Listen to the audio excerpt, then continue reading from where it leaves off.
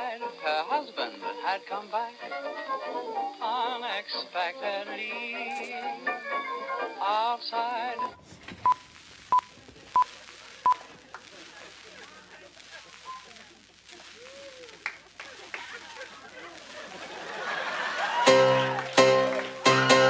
Did your mother buy you trousers that were so uncool? Everyone was making fun of you at school.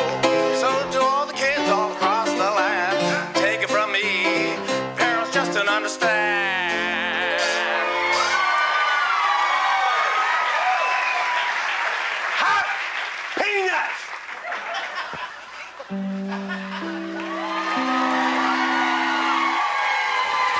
When radio was introduced in the 1920s, the public loved the new broadcasting. Radio became a product of the mass market. Manufacturers were overwhelmed by the demand for receivers as customers stood in line to complete order forms for radios after dealers had sold out. Between 1923 and 1930, 60% of American families purchased radios. Families gathered around the radios for nighttime entertainment. As radio ownership increased, so did the number of radio stations. The federal government hesitated to regulate the airwaves. Radio stations, listeners, and emerging broadcasting corporations all asked the government for some sort of intervention to end the free-for-all that the radio had become. The government responded slowly and gradually, and by passing laws to govern the radio. As automobiles helped Americans spread out, the radio helped bring them closer together. Large networks could broadcast the same radio program to many stations at the same time. Soon, Americans everywhere were listening to the same programs. They laughed at the same jokes, sang the same songs, and heard the same news. With such wide appeal, radio helped create a popular culture with common speech behavior and universal heroes.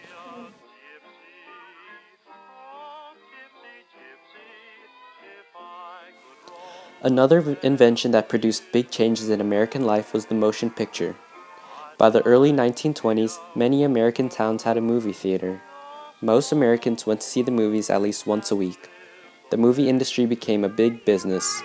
People might not know the names of government officials, but they knew the names of every leading actor and actress. Movies were fun. They provided a change from the day-to-day troubles of life. They also were an important social factor.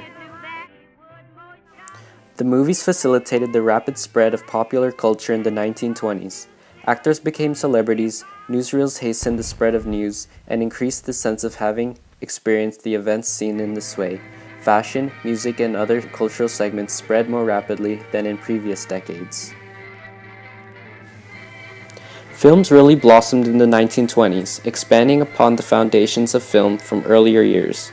Most U.S. film production at the start of the decade occurred in or near Hollywood on the West Coast, although some films were still being made in New Jersey and in Astoria on Long Island.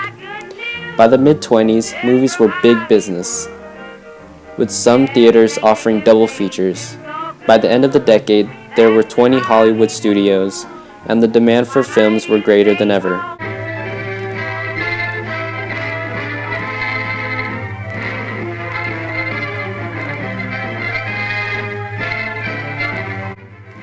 It was a great era for light-hearted silent comedy, with a triumvirate of humorists, such as Charlie Chaplin. As writer, director, and principal actor, Charlie Chaplin demonstrated an unparalleled degree of cinematic control that allowed him to infuse his movies with inventive dramatic structure and inimitable comedic signature. As one of the movie's most richly talented filmmakers and creator of one of film's most indelible images, Chaplin is perhaps the most biographied figure in Hollywood history.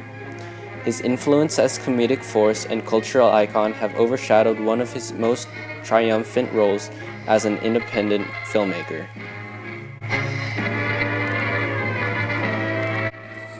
Fritz Lang's 1927 movie, Metropolis, is one of those timeless classics that would stand the test of time. Rather than becoming forgotten and obsolete, Metropolis is increasingly relevant as many of its predictions are becoming reality. Knowing that it was produced in 1927, viewing this movie today is quite an experience as many sci-fi aspects of the plot are eerily close to reality. More than 80 years after its completion, Nosferatu remains among the most potent and unsettling horror films ever made. Nosferatu deserves its due for its achievement in pioneering, or at least perfecting, this kind of cinema.